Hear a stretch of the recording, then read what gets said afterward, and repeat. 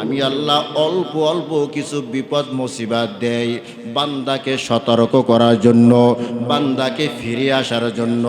কোথা থেকে তুমি ফিরে আসবা? কোন রাস্তা থেকে কোন রাস্তায় ফিরে যাইবা?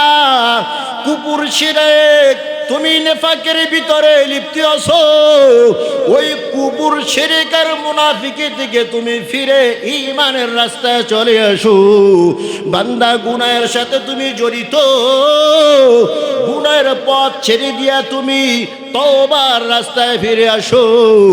ও বান্দা, নাফরমানির রাস্তায় তুমি জড়িত, নাফরমানি ছেড়ে দিয়া আনুগত্যের রাস্তায় চলে আসো। ও বান্দা, অন্যায় অবিচারে তুমি জড়িত, অন্যায়ের রাস্তা ছেড়ে দিয়া ন্যায়ের রাস্তায় তুমি চলে আসো। এ বান্দা, আমি আল্লাহকে ভুলে গেছো, আমি আল্লাহকে স্মরণ করার রাস্তায় তুমি চলে আসো। আমি আল্লাহ তোমাকে সুযোগ দিলাম, লাআল্লাহুম ইয়ারজিউন।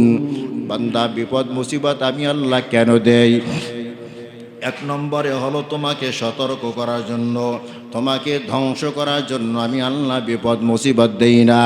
তোমাদের পূর্বেও যারা ছিল তাদেরকেও আমি ধ্বংস করার জন্য বিপদ মুসিবত দেই নাই। পৃথিবীর ভিতরে সর্বপ্রথম যে মহামানব এসেছে তার নাম হলো আদম সফিউল্লাহ।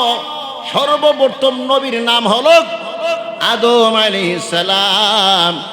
আদম আলাইহিস সালামের পরে যে রসুল হয়েছেন, সর্বপ্রথম রসুল তিনি হলেন কে? হ্যাঁ, কেউ কইতে পারে না। সর্বপ্রথম যিনি রসুল হয়েছেন তার নাম হলো নূহ আলাইহিস সালাম। ইন্না আরসালনা নূহান ইলা কওমিহি আন আনজির কওমাকা মিন ক্বাবলি আন ইয়াতিয়াহুম আযাবুন আলীম। আদম আলাইহিস সালাম পরবর্তী কয়েক প্রজন্ম তাওহীদের উপরে সব মানুষ প্রতিষ্ঠিত ছিল। আদম আলাইহিস সালামের পরে কয়েক প্রজন্ম সবাই তাওহীদের উপরে প্রতিষ্ঠিত ছিল। নূহ আলাইহিস সালামের জবানে আসার পর এই শিরকি গুনাহ শুরু হয়। সর্বপ্রথম শিরকি গুনাহ শুরু হয়েছে নূহ আলাইহিস সালামের জবান থেকে। কোন জমানা? নূহ আলাইহিস সালামের জমানা। নূহ আলাইহিস সালামের জমানার ভিতরে কয়েকজন আবেদ ছিল, ভালো মানুষ।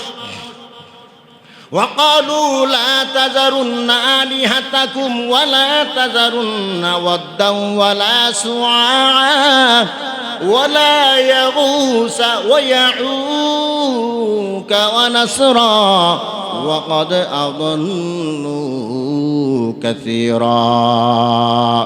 এই পাঁচজন মহামানব ছিল যারা আল্লাহর কাছে খুব দামি মানুষ।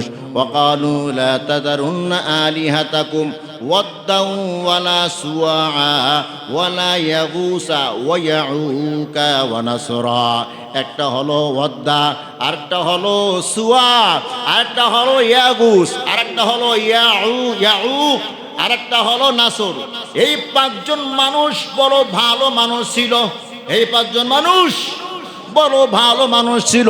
সমাজের সবাই পাঁচজন মানুষকে বড় মুহাব্বত করে। এই পাঁচজন মানুষের সবাই ভক্ত। পর্যায়ক্রমে যখন এই পাঁচজন মানুষ দুনিয়া হতে বিদায় হয়ে যায়, শয়তান আইয়া ধোঁকা দেয়। মহামানব যাদেরকে তোমরা মনে করেছিলা তারা তো দুনিয়াতে নাই, তাদের ব্যথায় তোমরা তো ব্যথিত হয়ে গেছো, তাদের বিরহ ব্যথা তোমরা সহ্য করতে পারো না। একটা কাজ করো, ইবাদত বন্দেগী তো করো। তাদেরকে সামনে রেখে যদি করতে পারো তাহলে অন্তত সান্ত্বনা পাইবা মনের ভিতরে। কি সান্ত্বনা? তারা হয়তো আমাদের সাথে কথাবার্তা বলে না, তারা হয়তো আমাদের সাথে হাঁটাচলা করে না, তবে তারা তো আমাদের চোখের সামনেই আছে।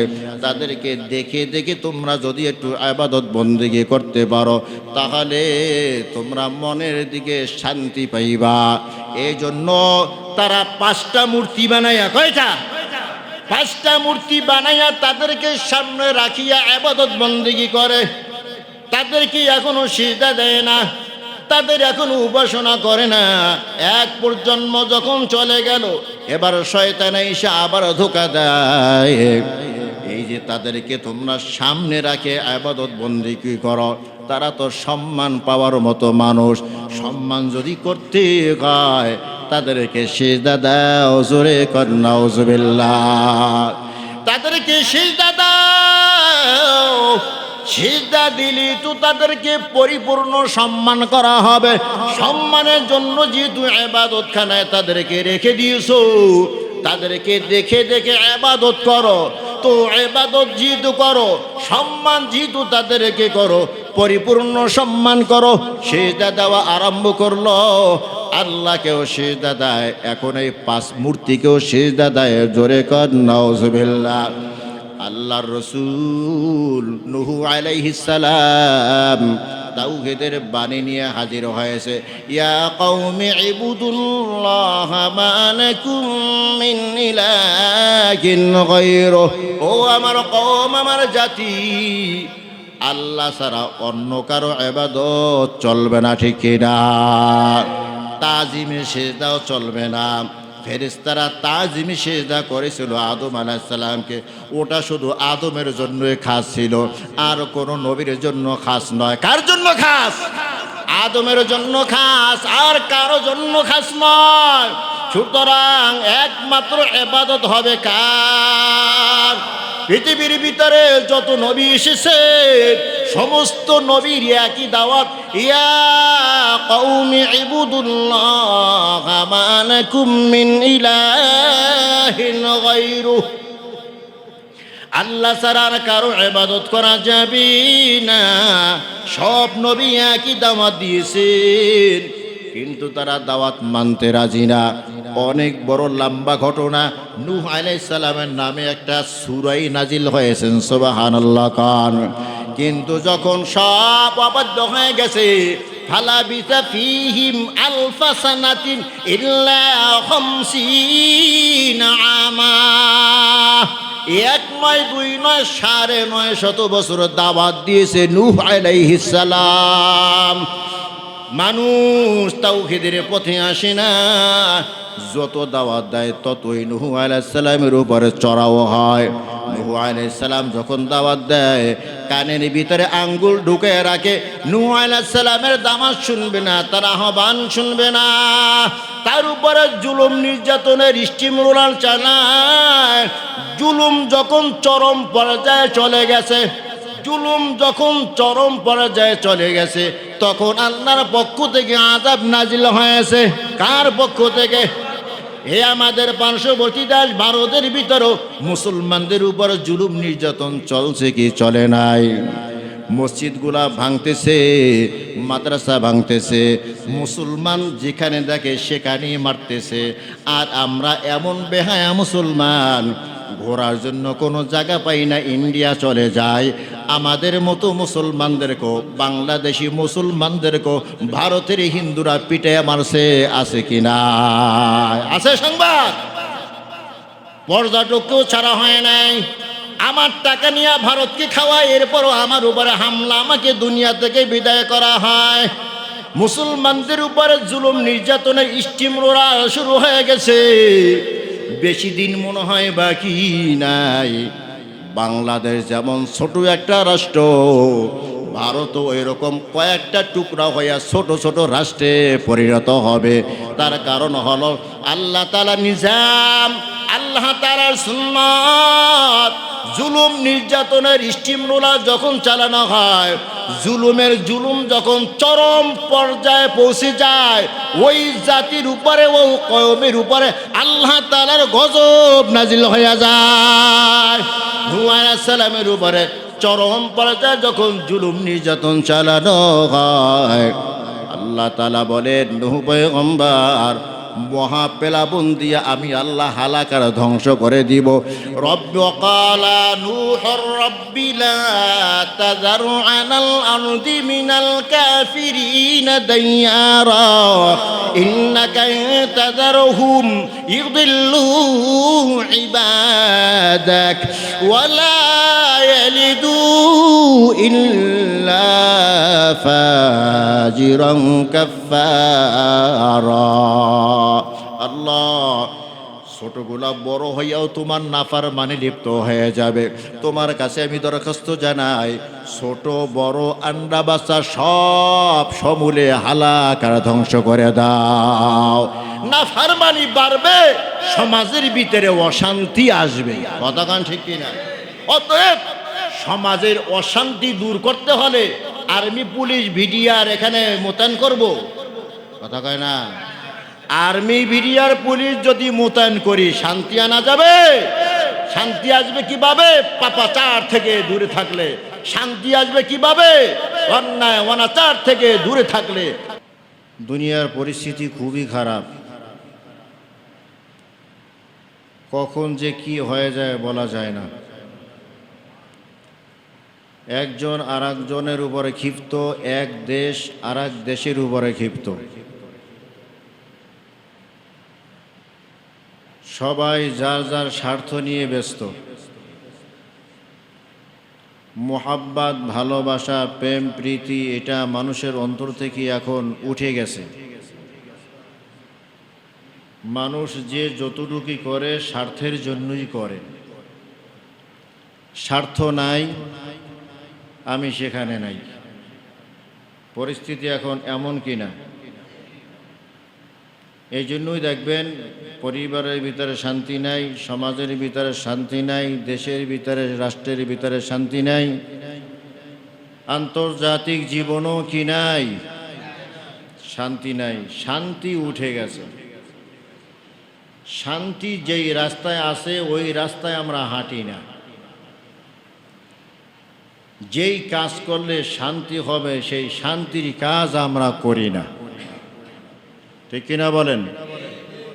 এখন সব জায়গায় অশান্তি, সব জায়গায় কি?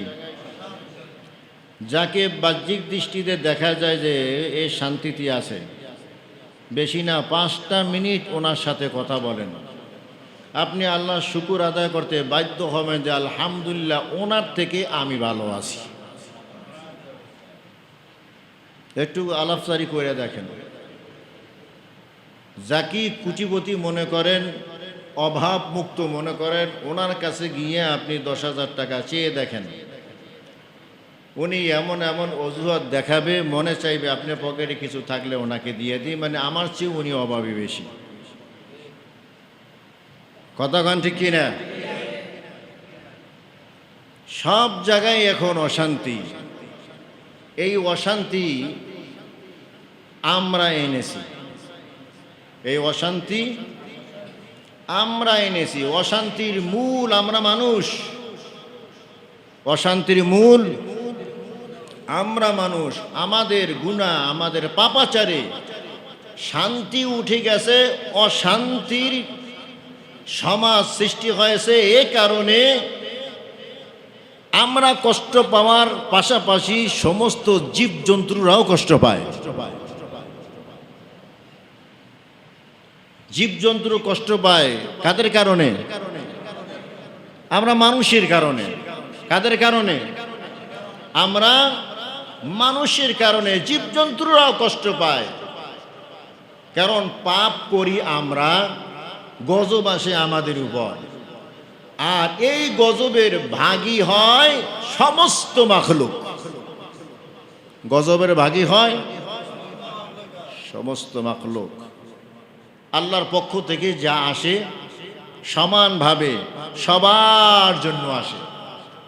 এটা রহমত হইলে সবাই পায়, গজব হইলে সবাই পায়। কারণ এই দুনিয়ার দাম আল্লাহর কাছে একটা মাছির ডানা সম পরিমাণও না। সুবহানাল্লাহ বলেন। একটা মাছির ডানার কত লক্ষ টাকা দাম আছে? মাছি চেনেন? একটা মাছির ডানার কোনো মূল্য আছে? নাই। মাছির ডানার যেমন কোনো মূল্য নাই, কুল কায়নাতের সব কিছু আল্লাহর কাছে এভাবে বেদামি, আল্লাহর কাছে কোনো মূল্য নাই, কোনো কি নাই, মূল্য নাই। সামান্য পরিমাণও যদি মূল্য থাকতো তো আল্লাহ তাআলা বলেন কোনো একটা বেঈমানকে আমি এক ডোক পানি খাওয়ার অনুমতিও দিতাম না, এক ডোক পানি খাওয়ার অনুমতি দিতাম না, যদি দুনিয়ার দাম সামান্য পরিমাণও থাকতো। আদিমে জমি সুফরায়ে আমেউস, আদিমে জমি সুফরায়ে আমেউস, চে দুশ্মন বরি খান এগমা চে দোস্ত। আল্লাহ বলেন আম দস্তরখান আমি বিছিয়ে দিলাম, যে আসবা সেই দস্তরখানে বসতে পারবা, যে আসবা সেই খেতে পারবা। চে দুশ্মন বরি খানে গে মাছে দোস্ত, এখানে কে দুশ্মন আর কে বন্ধু এটা দেখার বিষয় নয়, সবার জন্য আমি আম দস্তরখান বিছিয়ে দিলাম, সবাই খাও। নদীর ভিতরে আমি মাছ দিয়েছি, মাছ বেঈমানরা খাও, ইমানদারেরাও খাও, কারো জন্য কোনো বাধা নাই। গাছের ভিতরে আমি ফল দিয়েছি, এ ইমানদার তোমরাও খাও, বেঈমান তোমরাও খাও। বেঈমানদেরকে আমি খাওয়াইতাম না যদি এই গাছের মূল্য সামান্য পরিমাণও আমার কাছে থাকতো। আমার কাছে গাছের মূল্য নাই, এজন্য গাছের ফল বেঈমানদেরকেও খাওয়াই, ইমানদারকেও খাওয়াই।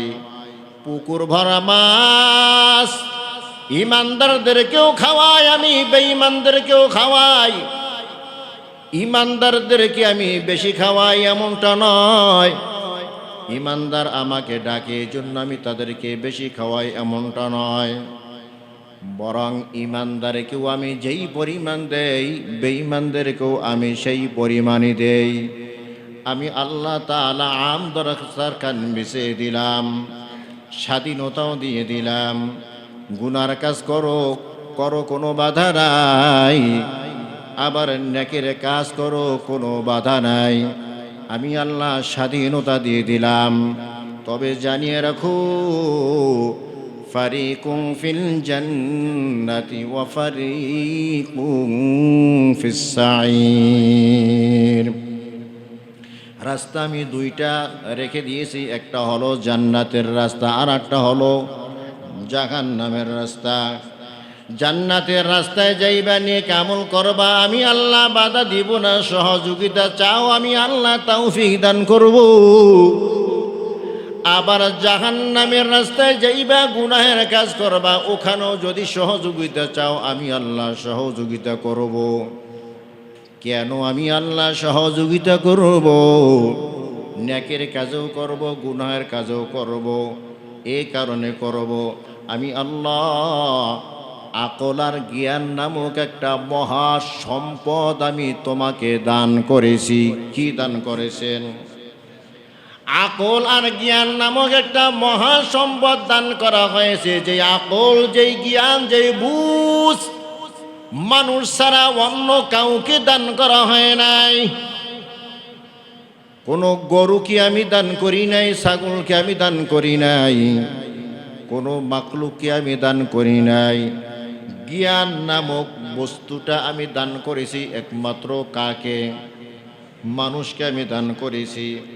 অতএব তুমি জ্ঞান খাটাইয়া কাজ করো, আমি আল্লাহর কাছে সহযোগিতা চাইলে আমি আল্লাহ সহযোগিতা করব। তবে বিচারের দিন তোমাকে ছাড়া দেওয়া হবে না। দুনিয়ায় নেককার বান্দার সাথে থাইকা তুমি গুনাহের কাজ করো, আবার গুনাহগারের মধ্যে থাইকাও তুমি বান্দা নেক আমল করো। কে গুনাহগার আর কে নেককার দুনিয়ার মানুষ চিনতে পারে না। নেককার আর গুনাহগার একই সাথে থাকে, একই মজলিসে থাকে, একই সমাজে থাকে, একই দোকান থেকে সদায় না। নেককার গুনাহগার মিলিমিশে একই সমাজের ভিতরে বসবাস করে, আমি আল্লাহ একটা সমাজ কায়েম করব, ওই সমাজটার নাম হলো হাসরের মাঠ। কিসের মাঠ? ওই সমাজটার নাম হলো হাসরের মাঠ। আমি আল্লাহ ওই সমাজে থাইকা আমি আল্লাহ বলবো, এই নেককার এ গুনাহগার আলাদা হইয়া যা। ও গুনাহগার বান্দা, আমার নেককার বান্দাদের থেকে আলাদা হইয়া যাও। দুনিয়ায় একই টেবিলে বৈশা খেয়েছো, একই সমাজে বসবাস করেছো, একই সমাজের ভিতরে আনন্দ ফুর্তি করেছো। আজকে আমার এই সমাজের ভিতরে নেককার আর গুনাহগার একসাথে থাকতে পারবা না। আমার নেককার বান্দাদের থেকে তোমরা গুনাহগার আলাদা হয়ে যাও। গুনাহগার তখন নেককার থেকে আলাদা হতে চাইবে না, চাইবে নি। গুনাহগার তখন ভালো করেই জানে নেককার থেকে আলাদা হয়ে গেলে আমার ঠিকানা হবে জাহান্নাম। এই জন্য গুনাহগার বান্দা নেককার কাছ থেকে আলাদা হতে চাইবে না। আমার আল্লাহ তখন হুঙ্কার দিয়া বলবে, ওয়ামতাজুল ইয়াউমা আইয়ুহাল মুজরিমুন।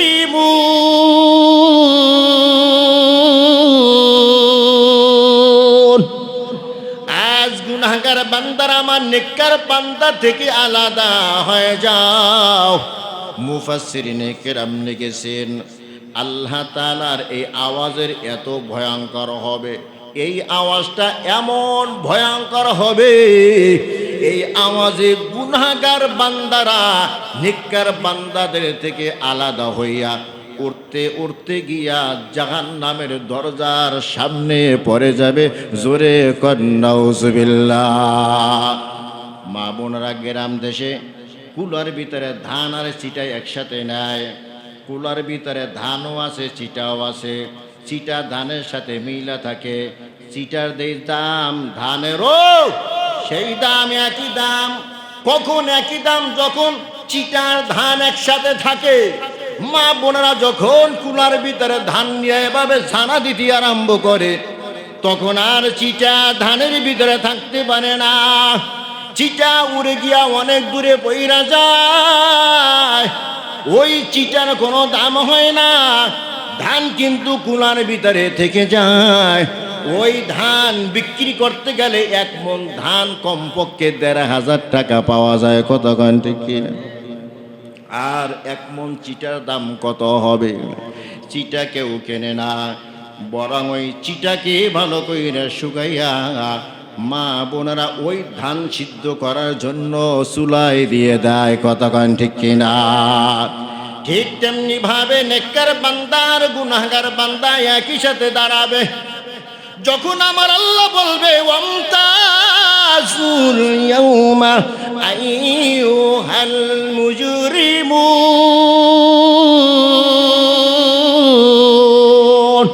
ও আমার নাফরমান, ও গুনাহগার, ও বদকার, আমার নেককার বান্দাদের থেকে আলাদা হয়ে যাও। আল্লাহ তাআলার এই আওয়াজটা এত ভয়ঙ্কর হবে, গুনাহগার বান্দারা নেককার থেকে বের হইয়া ওই জাহান্নামের কিনারায় গিয়া হাজির হয়ে যাবে।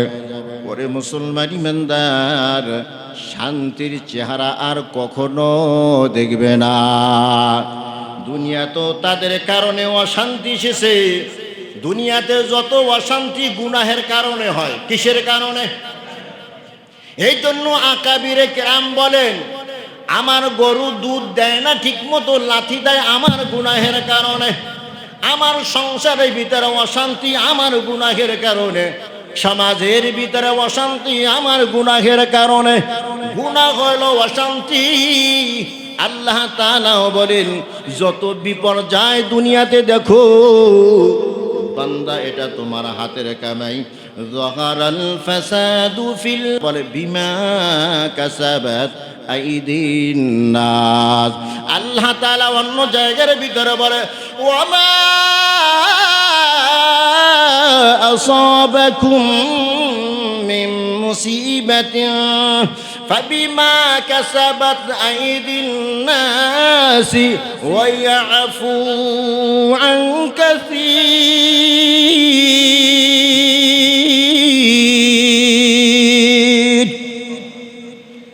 বান্দা যত বিপদ আসতেছে যত বিপদ দেখতেছো সব তোমার হাতের কামাই ওয়ায়াফু আন কাসীর তবে যেই পরিমাণ নাফরমানি করো যেই পরিমাণ গুনাহের কাজ করো ওই পরিমাণ শাস্তি আমি আল্লাহ দেই না আল্লাহু আকবার কর যেই পরিমাণ গুনাহ কাতার ভিতরে লিপ্ত হও যেই পরিমাণ নাফরমানি করো আল্লাহ তাআলা বলেন আমি ওই পরিমাণ গজব নাজিল করি না ওই পরিমাণ অশান্তি আমি দেই না গুনাহ যেই পরিমাণ করো নাফরমানি যেই পরিমাণ করো ওই গুনাহ এবং নাফরমানির অধিকাংশই আমি আল্লাহ মাফ করিয়া দেই আল্লাহ বলেন ওয়ায়াফু আন কাসীর আমি আল্লাহ অধিকাংশ তোর অপরাধী মাফ করিয়া দেই এরপর সামান্য পরিমাণ তোমাকে গুনাহ দেই কেন দেই লিউযীকাহুম বা'দাল্লাযী আমিলু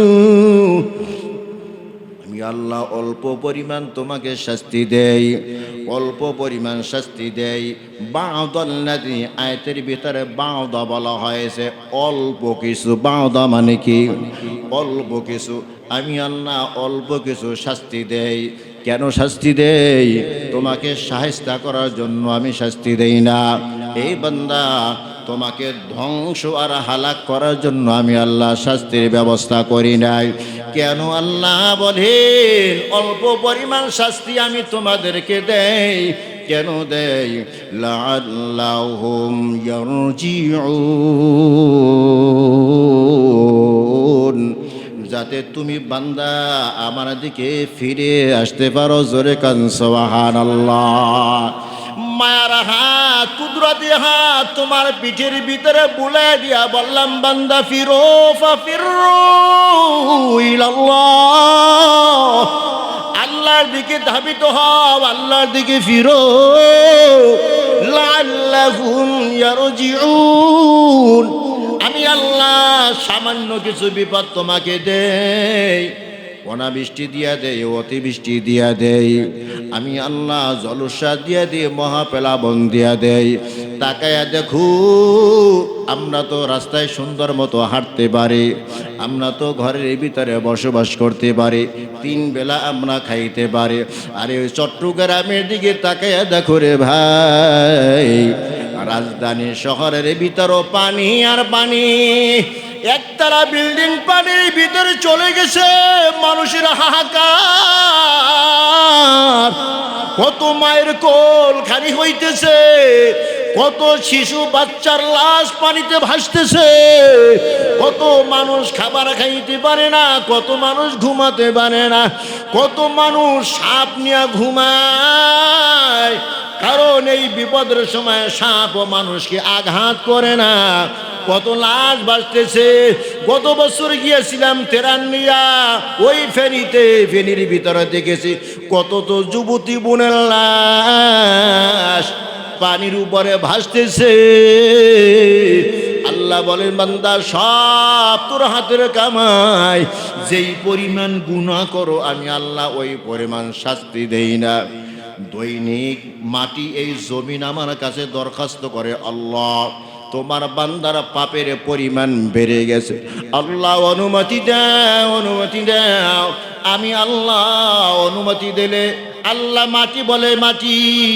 আল্লাহ অনুমতি দাও অনুমতি দিলে আমি তোমার বান্দাদেরকে গ্রাস করে ফেলবো আল্লাহ তাআলা বলে না রে মাটি না সময় হয় নাই গ্রাস করার সময় হয় নাই ইসরাফিল আলাইহিস সালাম সিংহা নিয়ে বসে আছে আল্লাহ আর কতকাল বসে রাখবা তোমার বান্দাদের পাপের মাত্রা বেড়ে গেছে অন্যায়ের মাত্রা বেড়ে গেছে, জুলুমের মাত্রা বেড়ে গেছে, সাদাবাজির সংখ্যা বেড়ে গেছে। আল্লাহ একটু অনুমতি দাও, আমি সিংহায় ফুৎকর দিয়া সব কিছু হালাকার ধ্বংস কইরা দেই। আল্লাহ বলে না না, লাআল্লাহুম ইয়ারজিউন। আমি আল্লাহ অল্প অল্প কিছু বিপদ মুসিবত দেই বান্দাকে সতর্ক করার জন্য, বান্দাকে ফিরে আসার জন্য।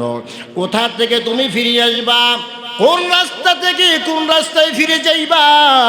কুপুর শিরক, তুমি নেফাকের ভিতরে লিপ্ত আছো, ওই কুপুর শিরক আর মুনাফিকি থেকে তুমি ফিরে ঈমানের রাস্তায় চলে আসো। বান্দা গুনাহের সাথে তুমি জড়িত, গুনাহের পথ ছেড়ে দিয়া তুমি তওবার রাস্তায় ফিরে আসো। ও বান্দা, নাফরমানির রাস্তায় তুমি জড়িত, নাফরমানি ছেড়ে দিয়া আনুগত্যের রাস্তায় চলে আসো। ও বান্দা, অন্যায় অবিচারে তুমি জড়িত, অন্যায়ের রাস্তা ছেড়ে দিয়া ন্যায়ের রাস্তায় তুমি চলে আসো। এ বান্দা, আমি আল্লাহকে ভুলে গেছো, আমি আল্লাহকে স্মরণ করার রাস্তায় তুমি চলে আসো। আমি আল্লাহ তোমাকে সুযোগ দিলাম, লাআল্লাহুম ইয়ারজিউন। বান্দা, বিপদ মুসিবত আমি আল্লাহ কেন দেই? এক নম্বরে হলো তোমাকে সতর্ক করার জন্য, তোমাকে ধ্বংস করার জন্য আমি আল্লাহ বিপদ মুসিবত দেই না। তোমাদের পূর্বেও যারা ছিল তাদেরকেও আমি ধ্বংস করার জন্য বিপদ মুসিবত দেই নাই। পৃথিবীর ভিতরে সর্বপ্রথম যে মহামানব এসেছে তার নাম হলো আদম সফিউল্লাহ। সর্বপ্রথম নবীর নাম হলো আদম আলাইহিস সালাম। আদম আলাইহিস সালামের পরে যে রসুল হয়েছেন, সর্বপ্রথম রসুল তিনি হলেন কে? হ্যাঁ, কেউ কইতে পারে না। সর্বপ্রথম যিনি রসুল হয়েছেন তার নাম হলো নূহ আলাইহিস সালাম। ইন্না আরসালনা নূহান ইলা কওমিহি আন আনজির কওমাকা মিন ক্বাবলি আন ইয়াতিয়াহুম আযাবুন আলীম। আদম আলাইহিস সালাম পরবর্তী কয়েক প্রজন্ম তাওহীদের উপরে সব মানুষ প্রতিষ্ঠিত ছিল। আদম আলাইহিস সালামের পরে কয়েক প্রজন্ম সবাই তাওহীদের উপরে প্রতিষ্ঠিত ছিল। নূহ আলাইহিস সালামের জবানে আসার পর এই শিরকি গুনাহ শুরু হয়। সর্বপ্রথম শিরকি গুনাহ শুরু হয়েছে নূহ আলাইহিস সালামের জবান থেকে। কোন জমানা? নূহ আলাইহিস সালামের জমানা। নূহ আলাইহিস সালামের জমানার ভিতরে কয়েকজন আবেদ ছিল, ভালো মানুষ। وقالوا لا تذرن آلهتكم ولا تذرن ودا ولا سواعا ولا يغوث ويعوق ونسرا وقد أضلوا كثيرا। এই পাঁচজন মহামানব ছিল যারা আল্লাহর কাছে খুব দামি মানুষ।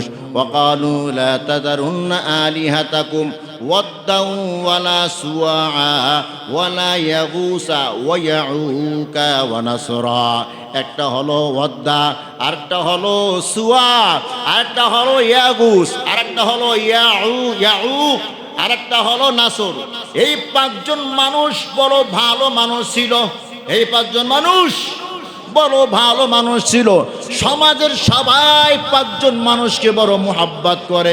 এই পাঁচজন মানুষের সবাই ভক্ত। পর্যায়ক্রমে যখন এই পাঁচজন মানুষ দুনিয়া হতে বিদায় হয়ে যায়, শয়তান আইয়া ধোঁকা দেয়। মহামানব যাদেরকে তোমরা মনে করেছিলা তারা তো দুনিয়াতে নাই, তাদের ব্যথায় তোমরা তো ব্যথিত হয়ে গেছো, তাদের বিরহ ব্যথা তোমরা সহ্য করতে পারো না। একটা কাজ করো, ইবাদত বন্দেগী তো করো। তাদেরকে সামনে রেখে যদি করতে পারো তাহলে অন্তত সান্ত্বনা পাইবে মনের ভিতরে। কি সান্ত্বনা? তারা হয়তো আমাদের সাথে কথাবার্তা বলে না, তারা হয়তো আমাদের সাথে হাঁটাচলা করে না, তবে তারা তো আমাদের চোখের সামনেই আছে। তাদেরকে দেখে দেখে তোমরা যদি একটু ইবাদত বন্দেগী করতে পারো, তাহলে তোমরা মনের দিকে শান্তি পাইবা। এই জন্য তারা 5টা মূর্তি বানাইয়া, কয়টা? 5টা মূর্তি বানাইয়া তাদেরকে সামনে রাখিয়া ইবাদত বন্দেগী করে। তাদেরকে এখনো সিজদা দেয় না, তাদের এখনো উপাসনা করে না। এক প্রজন্ম যখন চলে গেল, এবার শয়তান এসে আবার ধোঁকা দেয়। এই যে তাদেরকে তোমরা সামনে রাখে ইবাদত বন্দেগী করো, তারা তো সম্মান পাওয়ার মতো মানুষ। সম্মান যদি করতে হয়, তাদেরকে সিজদা দাও, জোরে কর নাউজুবিল্লাহ। তাদেরকে সিজদা দাও। সিজদা দিলি তো তাদেরকে পরিপূর্ণ সম্মান করা হবে। সম্মানের জন্য যেহেতু ইবাদতখানায় তাদেরকে রেখে দিয়েছো, তাদেরকে দেখে দেখে ইবাদত করো। তো ইবাদত যেহেতু করো, সম্মান যেহেতু তাদেরকে করো, পরিপূর্ণ সম্মান করো।